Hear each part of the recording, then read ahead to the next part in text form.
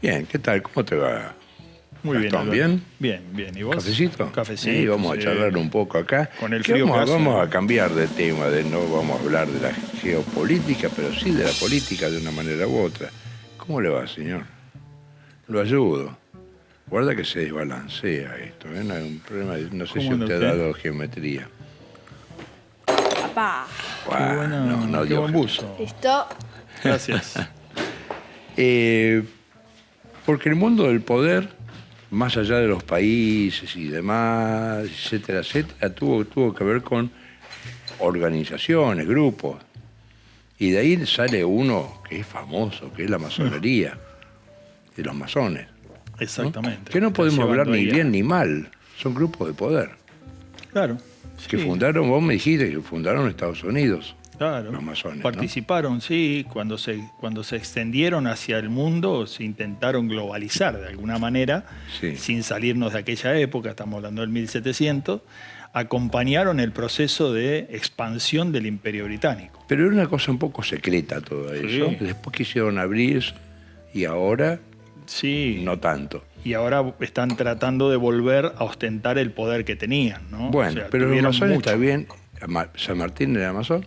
Bueno, ahí tenemos... Y entonces te dijo el relato a vos. A ver, la masonería en Argentina. La masonería en Argentina, sí, venida de España. El primer masón de la movida para Latinoamérica y para las independencias es Miranda, el venezolano. Miranda, y si Ahora tenemos, bueno, ahí tenemos un poco, el relato de hoy empezaba un poco con los jesuitas, porque Ajá. la caída del Imperio Español está relacionado con el iluminismo, ¿no? El Imperio Español era un imperio que lo sostenía el ser católico más que el ser un imperio. Ellos, toda la movida que generaron en América, de sembrar una posición para quedarse, vino de la mano de los jesuitas. Vinieron con la cruz. Vinieron con la cruz. Pero Exacto. cosa que los ingleses después no.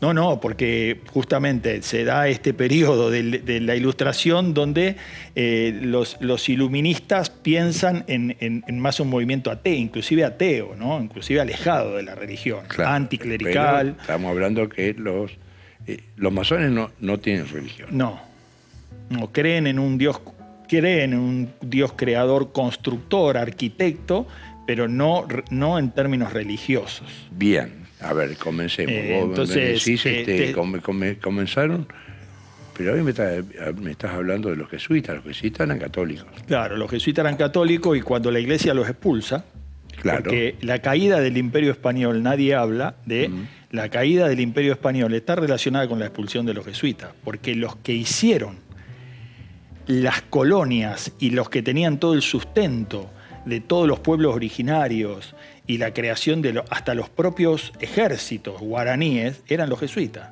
Claro, el Entonces, ejército de Dios. El ejército de Dios, exactamente. Entonces, cuando los jesuitas son expulsados, fundamentalmente por el Imperio Español, el imperio se por queda... Asunción.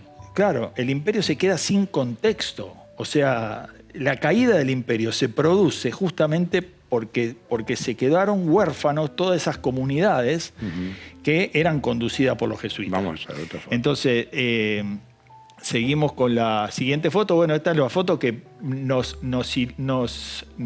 poco nos muestra el iluminismo, este proceso que viene a reemplazar y que se crea en Gran Bretaña y que empieza a pensar en un hombre alejado de la religión. Y ahí se empiezan a fundar los masones, ¿no? Entonces, este iluminismo empieza a plantear esta situación. Si seguimos, nos vamos ya a ver en qué contexto aparece este iluminismo y aparece esta posición de Inglaterra como expresión global y como imperial. Se da por dos razones. Una, porque aparece Napoleón, francés, entonces gran enemigo de Inglaterra, pero funcional cuando hace caer al Imperio Español, a Fernando VII. Claro. Que ahí Cisneros, que cuando se produce la revolución, Claro. le tira la toalla porque no le giraba más plata de España. Claro, porque además asumen, empieza el reinado de los Borbones y este es Fernando VII, que es un poco el resultado de no podías tener alguien peor la corona española que Fernando VII, ¿no? Ahí lo tenemos. ¿Por qué? Y porque era todo lo que estaba mal, digamos. No tenía la menor idea de absolutamente conducir un imperio como el español y entonces era justo lo que necesitaba el imperio para caer, ¿no? Sacaron los jesuitas, que eran quienes sostenían todo. Aparece Napoleón y no casualidad Fernando VII. Entonces dicen, esta trilogía hace que Inglaterra finalmente termina quedándose con todo. Aparecen los criollos. Entonces esto ya venimos un poco a Argentina a ver. Este pueblo criollo que aparece no es el pueblo criollo, no son los colonialistas, no son los que colonizaron, no son los que vinieron y tuvieron la relación y el vínculo con los pueblos originarios. Son los que nacen como segunda generación y el iluminismo tiene una característica, es sumamente antirracial, o sea, es sumamente discriminador, ¿no? Entonces pone al indígena... ¿Qué me está diciendo? Antirracial. No, es discriminador. Es discriminador, sí. Me expresé mal con el término antirracial. Sí. Te quería decir que eran raciales, digamos. Racistas. ¿no? Racistas, ese era el término que no me salía. Sumamente racista, el iluminismo es sumamente racista. Y eso va de la mano de los masones, ¿no? Entonces, vienen esos criollos a sacarse de encima a los pueblos originales. Y vienen a generar esta revolución, esta primera revolución de mayo, que son todos, absolutamente todos, menos Ascuénaga, todos masones. A ver, nombrámelo. Belgrano, ahí los tenés, mirá. Sí. Ahí los podemos saber. Cornelio Saavedra a la cabeza, pero está Manuel Belgrano, están todos los que formaban parte de la primera junta, ¿no? ¿Qué característica van a tener? Que van a ser una logia masónica desordenada, de civiles, que no tienen mucha idea de cómo va la conducción de la cosa. Y entonces aparece esto que te digo, en Inglaterra aparece Miranda, donde confluyen Miranda, Bolívar, O'Higgins, San Martín, todos confluyen en esta logia, ahí los tenemos, ¿ves? Entonces, el de la izquierda es Miranda. Hay muchos historiadores que están pegando los gritos en el cielo, porque estamos atacando a los próceres. Y bueno, pero los próceres a ver, estaban asociados. San Martín pide el retiro del ejército español, 1811, y se va y está 4 meses en Inglaterra, fundamentalmente porque de España es considerado un desertor. Sí. Entonces tiene que ir a... Y él considera que España no le pagó. Y él considera que España no fue lo recíproco que tenía que ser. Y entonces, no lo habían ascendido tampoco. Y ya en Cádiz se empieza a gestar esta logia de los independentistas de América y caído Fernando VII empiezan a elucubrar esta cuestión. Y entonces se conoce, bueno, ahí tenés a lo que te decía, ¿no? El más joven es O'Higgins, adoctrinado por Miranda, ¿no? Miranda es como si fuera su profesor. O'Higgins que después, claro, O'Higgins que termina cruzando los Andes y compartiendo con San Martín. Martín. Le da la mano San Martín a O'Higgins, los dos eran masones. Los dos eran masones, los dos se conocían y los dos estaban adiestrados por Miranda. Y Bolívar Miranda, también. ¿Quién es Miranda? Miranda es un venezolano que es el único que figura en el Arco del Triunfo que peleó contra Napoleón. Entonces es cooptado por los ingleses para empezar con la inteligencia masónica. O sea que tenemos un origen más inglés, más masones. Bueno, fíjate que San Martín era masón, Bolívar era masón y O'Higgins era masón. Sí, hay que hacer una diferenciación y para que se entienda bien. San Martín no tenía la idea, o sea, no viene San Martín con la idea que sí viene Alvear, por ejemplo, porque también se conoce con Alvear en Inglaterra y en la logia masónica y se hacen muy amigos. Y ellos vienen impulsados a una gestión. San Martín y Bolívar vienen por la independencia de Latinoamérica, de Sudamérica. Y ellos creen que la asistencia británica va a factibilizar esta gran empresa que era toda la independencia de Sudamérica, ¿no? O sea, robarle la cuestión a los españoles. Sí, claro, los españoles estaban medio ya robados. Y digamos, eso ¿no? tiene que ver con que después Argentina termina teniendo los ferrocarriles ingleses, termina teniendo la forestal, Claro. termina teniendo... Pero que nunca me cerró en las invasiones inglesas frustradas. Bueno, porque porque ahí hay una cosa, hay una ruptura que se da, que aparece entre San Martín y Bolívar cuando ellos están imprimiendo, digamos, el ejército de los Andes, y San Martín se va porque pierde las elecciones en la logia Lautaro. Vos decís que con Alvear, Bolívar se encontró San Martín se va de Buenos Aires, sí, llega con Alvear, crean la logia Lautaro. Sí. ¿Sabés por qué la logia Lautaro? Lautaro era un indio. El nombre logia Lautaro era un indio que ataca a los españoles, es mapuche y hace una patriada de liberación y de libertad, y ellos lo consideran el ejemplo, y por eso le ponen a la logia Lautaro, ¿no? Pero es un indio, ahí se ve, ese es Lautaro. ¿Ves? Entonces, San Martín, y cuando se va al ejército de los Andes, quedan en Buenos Aires, Alvear, y ellos empiezan a roscar con los ingleses el tema de la fragmentación sudamericana. A los ingleses y a los porteños nunca les interesó la independencia. San Martín está en otro plano, porque claro, cuando razón, se lo acusa cuando de vuelve San Martín después de la campaña, Rivadavia no lo quiere. No lo quiere, Claro. lo manda a Europa. Claro, Acá no te quedes. Exactamente. Entonces, también cuando hay esas ideas conspirativas que lo quieren poner a San Martín en el mismo lugar de los masones que intentaban fragmentar Sudamérica, él tiene otra idea, otra visión, y de hecho por eso termina como termina, ¿no?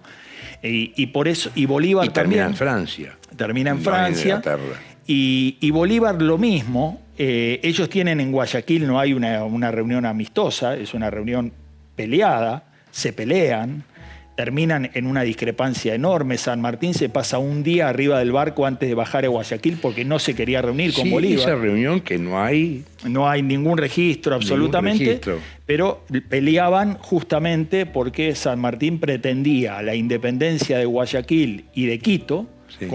y Bolívar quería anexar Guayaquil y Quito a la Gran Colombia. Pero ellos terminan defraudados por Inglaterra y por la masonería, y yo te termino esto diciendo o trayendo las palabras de Bolívar. Bolívar, cuando se da cuenta que en realidad no está luchando por las independencias, sino que está cambiando de collar, pero vamos a seguir siendo perro, dice: hemos estado arando en el mar y sembrando en el viento, lo hemos perdido todo, solo nos quedan las independencias, dándole a la independencia un valor efímero. No sirven, en definitiva, San no Martín sirven y para Bolívar nada. también tiene que haber, a través de las peleas y a través de las liberaciones de los pueblos americanos, se tiene que haber de una manera u otra cambiado su manera de pensar, ¿no? Y seguramente, porque además han tenido vivencias. Claro. Fíjate que la campaña de San Martín en el ejército de los Andes es una idea que está plasmada por un escocés que se llama Sir Thomas Maitland en el año 1800, o sea, 11 años antes de que San Martín viniera a hacer la campaña del ejército de los Andes. Este escocés en Inglaterra había dicho: la manera de fragmentar el imperio español es haciendo un cruce por los Andes, y entonces parecería la historia, alguna historia revisionista dice: San Martín tomó la idea de Sir Thomas Maitland y la llevó a cabo. Bien, seguimos con la foto. Estamos. Ahí lo tenés, ese es Maitland, es San Martín y Maitland. Ese es el escocés en el cual San Martín basó la idea del ejército de los Andes y el cruce de los Con Andes. la única diferencia es que San Martín nació en Corrientes, en Chapeyú, Y este es un escocés. muchacho es escocés. ¿Cómo? Ya estaba globalizado el mundo. Entonces, Terminamos, ¿no? terminamos la foto. Y claro, no había archivo en aquel en momento. Claro, en realidad lo que esta secuencia nos viene a mostrar es que la masonería termina instalándose en Sudamérica, termina utilizando las independencias para lograr...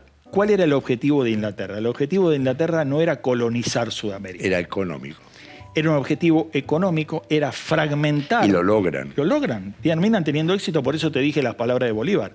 Terminan teniendo éxito, están impulsados por la masonería, todos los presidentes van a ser masones, y terminan logrando la fragmentación de Sudamérica en 9 naciones y en ciudades-puerto, que es lo que a ellos les interesa. Claro, pero es totalmente con lo contrario pasa en Australia y en Nueva Zelanda, del otro lado del mundo. Ahí sí se instalan. Y de hecho, fíjate lo que hicieron en China. En China hicieron el primer estado narco del planeta. Gran Bretaña es el primer estado narco del planeta, porque le llevan y le hacen la guerra a China, porque China en un momento dijo se acabó la venta de opio. O sea, la guerra del opio, en la que destruyen el imperio chino, Gran Bretaña, es para venderle droga. El negocio más grande era la venta de droga. Que de ahí le paso a contar a la gente que no sabe por qué Pekín y Beijing es lo mismo. Hoy se le dice Beijing a lo que era Pekín antes. Lo que pasa es que a los ingleses no les salía la palabra Beijing en chino y entonces le dijeron Pekín. Y ahora le aceptaron cambiar de nombre. Cambiar y volver a sus orígenes. Por Beijing. Pero era una ciudad anglosajona. Sí, convengamos que el imperio británico en términos territoriales fue el imperio más grande de la historia. Más que los romanos. Más que los romanos, más que cualquiera. Claro, pues ya estaban expandidos. Estaban expandidos. Ellos a partir de la Revolución Industrial y a partir de Trafalgar... Bien, tenemos que cortar porque se nos acaba el tiempo, pero a ver, en resumen, ¿la masonería sigue manejando las cosas dentro de Argentina o Estados Unidos? Yo te diría que si la masonería va de la mano de Londres como nació, ¿te acordás que la primera logia fue la logia de Londres y Westminster? Si la masonería va de la mano de Londres como nació, Londres sigue manejando Sudamérica como lo manejó hace 200 años. ¿Y Trump quién lo maneja? ¿La masonería también un poco o no?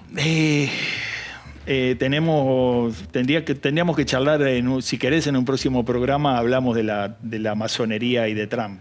Pero hay un o sea que el hilo de la historia de esta civilización es largo. La masonería logró tener adentro, sacarse de encima los mitos morales de las religiones y tener adentro el poder absoluto de los grandes pensadores, los grandes comerciantes, los grandes empresarios, con lo cual, y se encargaron de escribir la historia. Entonces hicieron la historia a su medida. Bien, amén. Seguimos después en otra Será charla. Un placer. Y seguimos en Estudio 3. Bueno, ya se terminó este programa en el Estudio 3. Ya terminamos de hacer nuestras redes sociales para que nos sigan y nos vean. YouTube, Estudio 3 Programa, e Instagram, Estudio 3 Rosario, y Facebook de mi padre, Alberto Ciro Goyan. Y bueno, si querés ver una planta de una técnica japonesa de jardín, te presento la Coc.libra. Esa que la hace es su Instagram, obviamente, y solamente en Rosario. Y si quieres para los hombres cortar una peluquería fantástica, te presento Peluquería G&B, que está en Montevideo, 1898, en la esquina de Dorrego. Ahí lo vemos, fabuloso. Y si quieres comer unos sándwiches exquisitos, el Instagram que lo hace es sanguicheo.gourmet. Lo hace re bien y cuando lo comí por primera vez me volví muy loco y ese envío a domicilio. Bueno, antes de terminar como siempre vamos a ver el logo del Estudio 3. Estamos en el Estudio 3. ¡Ya!